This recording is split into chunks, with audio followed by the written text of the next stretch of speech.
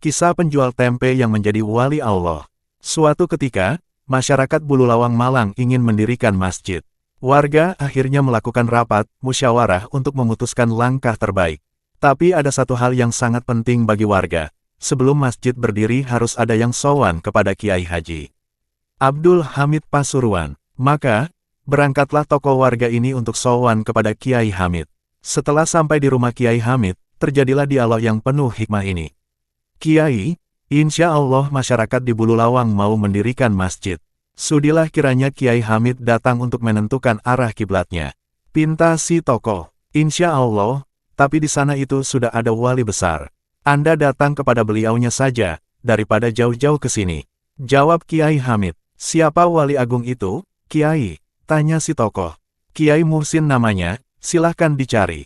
Nanti kalau sudah ketemu orangnya, bilang saja Kiai Hamid yang menyuruhnya untuk berdoa sekalian menentukan arah kiblat, jelas Kiai Hamid. Mendengar penjelasan Kiai Hamid ini, para tokoh warga kemudian meminta izin undur diri. Sesuai petunjuk Kiai Hamid, walaupun dengan rasa penuh penasaran, para warga kemudian berbagi tugas untuk mencari Kiai Muhsin di daerah Bululawang. Berhari-hari warga mencari informasi tentang Kiai Muhsin, hingga akhirnya ada salah satu warga yang menemukan keberadaannya. Pak, tahu rumahnya Kiai Muhsin? Tanya si tokoh. Kalau Kiai Muhsin tidak ada, tapi kalau Muhsin yang jualan tempe ada orangnya, jawab warga desa sambil menunjuk posisi Muhsin berada.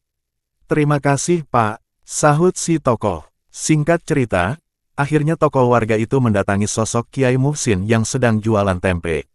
Assalamualaikum, Kiai Muhsin, kata si tokoh. Waalaikumsalam, jawab Kiai Muhsin sambil meminta maaf bahwa dirinya bukanlah Kiai, tapi penjual tempe.